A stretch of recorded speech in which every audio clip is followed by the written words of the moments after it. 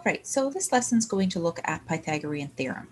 Pythagorean theorem is one of the math concepts that I find people remember the best from high school. So I'm assuming this will be a fairly quick review, although I have a good challenge question at the end dealing with offset pipes.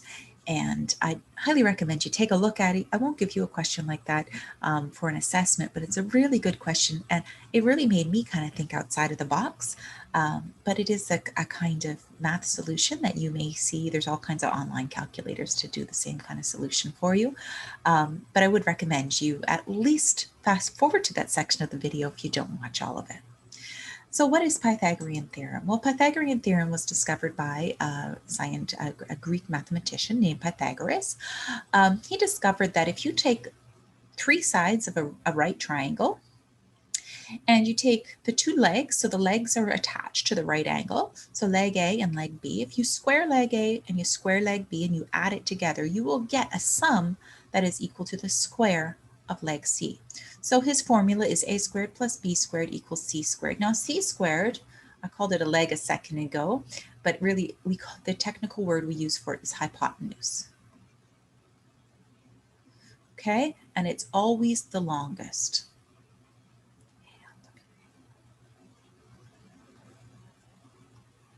Every now and then I feel like I've spelled words incorrectly. Don't judge me too harshly for it, okay? But this is always C is always the longest side. It is also located opposite the right angle every single time. So knowing which side is the hypotenuse is important because the hypotenuse is always C. It's always going to be the term that's alone. A and B could be interchanged. So A and B, I could switch them around. I could say, well, this is B and this is A and this one's B. You can flip these ones. You can flip A and B. You can flip the two legs, but the hypotenuse always has to be opposite that right angle. Really, really, really important piece to understand. Now, any triangle that has a 3, 4, 5 side ratio is also a right angle triangle, and that's because this triangle meets the conditions for Pythagorean theorem. One way we can test, well, let's check it. A squared plus B squared equals C squared. So let's label our pieces. We'll say this one's A, this one's B, and longest side, also opposite the right angle, is C. So if A is 4, A is 4, A is 3, I'm going to do just a little bit of erasing here. So A is 3, so 3 squared plus 4 squared should equal 5 squared. So 9 plus 16 equals 25. Is that true? 9 and 16 does give us 25 equals 25. It meets Pythagorean's theorem. So the 3, 4, 5 ratio is the smallest possible ratio of whole numbers that you could have in a Pythagorean triangle. We'll often call this ratio the Pythagorean triple. And what it's really useful for, it can be really useful to determine if something is square. So let's say you're doing a pipe layout and you want to know, do I have a true 90 degrees in the corner? Okay. Say I want to know, is this a true 90 degrees? What I would do is I would measure out from this corner, I'd measure out 3 feet. From this edge, we'd measure out 4 feet. Mark them off. And then with your tape, measure the diagonal. If it's 5, then it's square. If it's less than 5 or more than 5, it's not square. So that's a really good way to figure out if something's square. In carpentry, we use it quite often for that. But that's what a Pythagorean triple is. So you'll often see those come up, and I don't know if you see them as much in your trade, but if you hear somebody talking about a Pythagorean triple or a 3, 4, 5 triangle, that's often what it's used for, is to lay out something to find out, is it a square or a plumb corner? Is it 90 degrees? Walls that aren't at 90 degrees can cause havoc for any tradesperson that follows after. So for carpenters, that's really important because it's going to make your job easier and everybody else's job easier. Now I'm going to start with a few example questions to work through. None of these are too difficult, so they should be pretty straightforward. So the first question, I want to know, is the corner square given leg A, leg B, and the diagonal? So we could put each of these into the Pythagorean theorem and check and see, does it make the equation true? But remember that last slide? I said any triangle with a 3, 4, 5 side ratio has a right angle. Well, let's find out. Do these have 3, 4, 5 side ratios? So what's the largest number we can divide 18 by? 18, 24, and 30. We can divide them all by 6. So we're going to divide them all by 6. And 18 divided by 6 is 3, 24 divided by 6 is 4, 30 divided by 6 is 5. Yes, the corner is square because it's a 3, 4, 5 ratio, the 5 being the diagonal. Let's check the next one. The largest number I can divide all of these by is a 2. You probably have the answer already on this one. 12 divided by 2 is 6, 16 divided by 2 is 8, 22 divided by 2 is 11. It is not a 3, 4, 5 ratio, so no, you do not have a square corner or a right triangle. What about this one? Well, this one has decimals in it, so let's get rid of the decimals, and the decimals are 0.5, so we can get rid of a decimal by multiplying everything by 2. So 1.5 times 2 is 3, 2 times 2 is 4, 2.5 times 2 is 5, and yes, we have another right corner or right triangle. And then on this one, 9, 12, and 15, I can divide each of those by 3, and we get 3, 4, and 5. So yes, if you have a triangle with sides of 9, 12, and 15, it is a right triangle according to Pythagorean's theorem. There may be a couple questions with that on your quiz. All right, now let's get into the actual calculation with Pythagorean's theorem. I'm going to write it down each time because I'm hoping that will help you memorize it if you don't have it memorized already. Determine the length of the hypotenuse in the triangle shown. Round your answer to the nearest millimeter. You'll note we have inches and we want millimeters, so you will need to do a conversion at some point. I'd recommend converting at the end simply because we'd have to convert two things at the start. And if you make an error converting one or both of them, everything's going to be off. So save your conversion till the very end. So let's label our triangle. We have A, we have B, there's our right corner. So this side would be C. Pythagorean's theorem says A squared plus B squared equals C squared.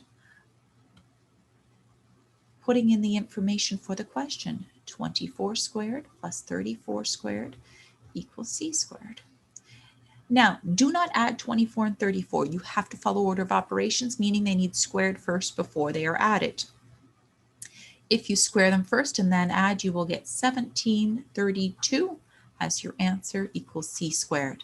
Now notice we want C and not C squared, so you need to take the square root of both sides. Taking the square root of both sides, we get C is equal to 41.6. Now we put inches into the formula, 24 inches and 34 inches. We can check that over here. So we get inches out of our formula. Now we need to do a conversion. So in order to convert, we multiply by 25.4 in order to go to millimeters. So 41.6 times 25.4 leaves us with 1,057 millimeters is equal to C. And that is our final answer. Fairly straightforward for a calculation. The important thing is following order of operations in here. Now the next one, determine the height of the triangle shown round your answer to the nearest millimeter. So again, let's label our sides. So there's C, let's call this one A, and we'll call this one B. Again, we'll write down our Pythagorean theorem, A squared plus B squared equals C squared. So A squared is what I'm looking for, or A is what I'm looking for. And I wrote an equal sign instead of a plus sign. There's got to be an easier way to make these erasers. Come on. Plus B is 26 equals 45 squared. Now, we need to isolate A squared. There are a couple ways to go about this. We can find out what 26 squared is and simplify those parts now. Now, as your numbers get bigger, sometimes it's easy to miswrite a digit. So I'm going to get you to move the 26 squared as one large term. So what we're going to do is we're going to subtract 26 squared from both sides. And we get a squared is equal to 45 squared minus 26 squared. In a case where you have decimals, this is going to avoid rounding, which will give you a more accurate answer and will give you better answers in a program like SAM when you get doing your quiz. So now that you have that information in your calculator, do 45 squared minus 26 squared. Your calculator will automatically follow order of operations as you put it in. So a squared is equal to, putting 45 squared minus 26 squared in your calculator, you should get 1349. We're going to take the square root of both sides because we want just a. The square root undoes the square. 1349, the square root of that leaves us with 36.7, which is approximately 37 millimeters. And that's the height of our triangle.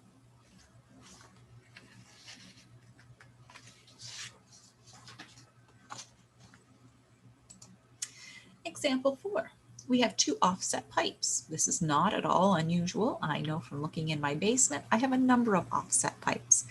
The advantage to offsetting pipes with a diagonal is you have less at your corners. The more shallow these corners are, the straighter the less tight your curves, the less the flow is reduced due to friction, so it improves your flow. So it's generally a good thing not to have these super tight corners, especially if it's water flowing through them, and not as big a deal if it's a gas. But when it's a fluid flowing through, that's a liquid flowing through rather than a gas flowing through, it could be very advantageous. HVACs, the plumbing for our boiler has anywhere where there's corners, almost most of them. I shouldn't say most of them. Many of them through the basement have these offset curves rather than really tight corners. And I'm assuming that's to avoid flow restriction, that it might just be that things happen to fit better that way.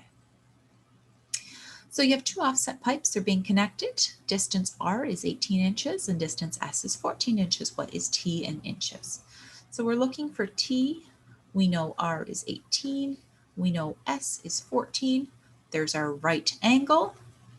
So in order to calculate, T is also our C. So this is our hypotenuse.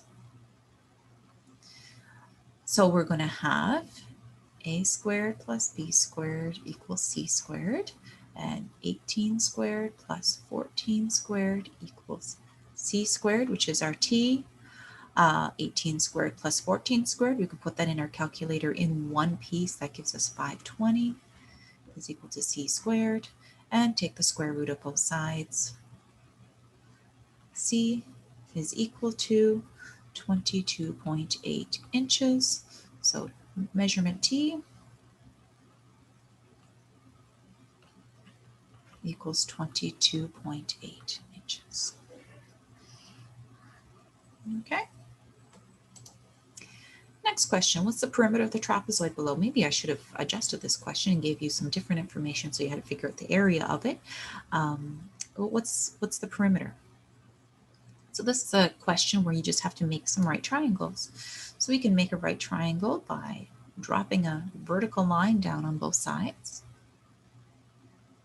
Now the question says the lower angles on both sides are equal, which means this triangle is the same as this triangle. So that's going to help us figure out what is this length here.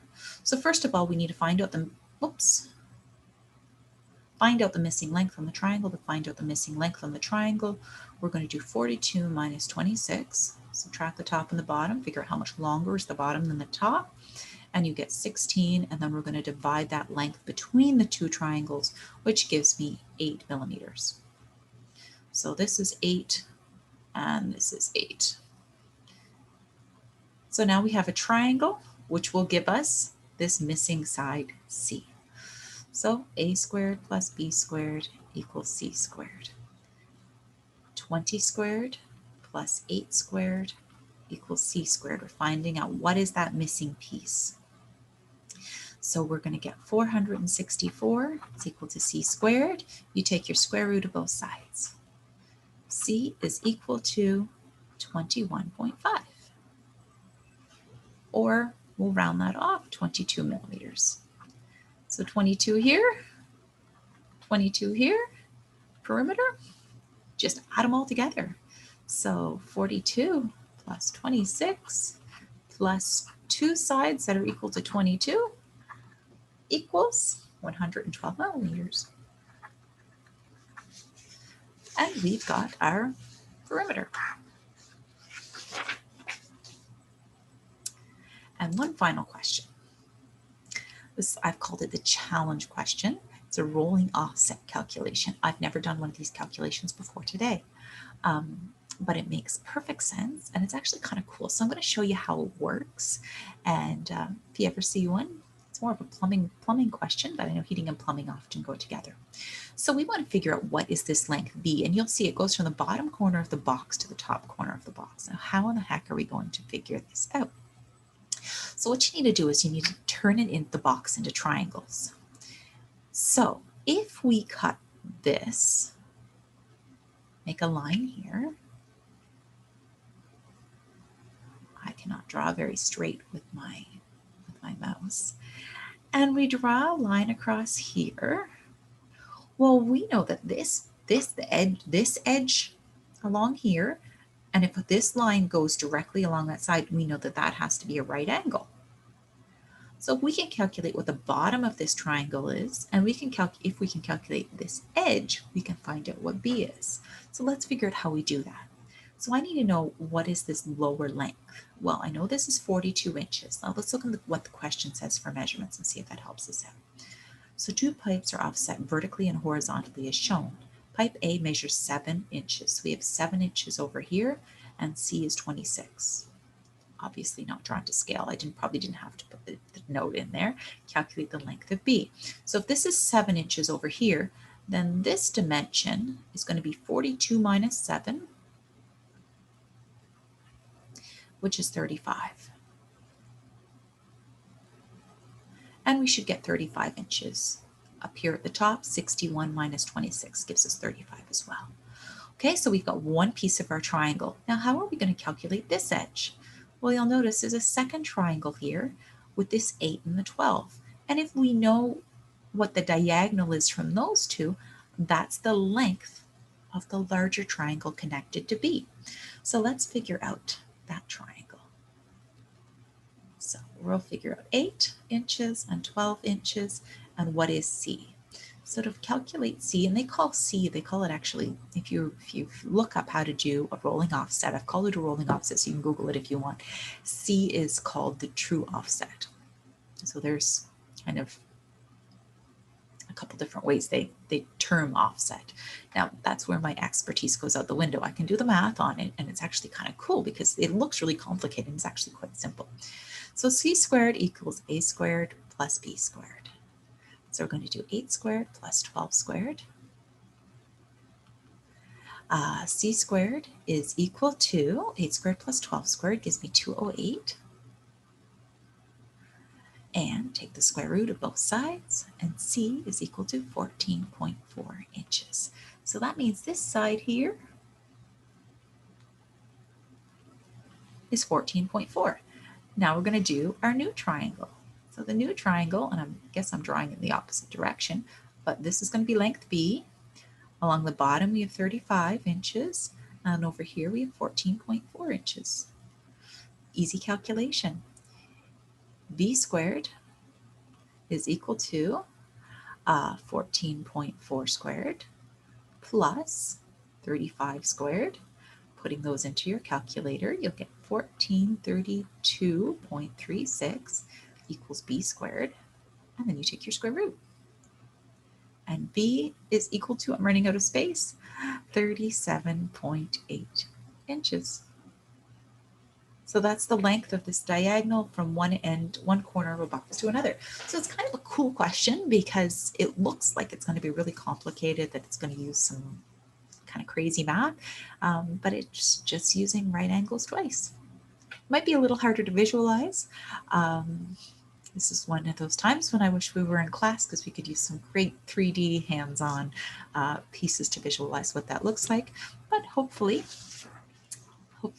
that gives you a good start on Pythagorean theorem and a couple of little more complex trade-related questions to think about.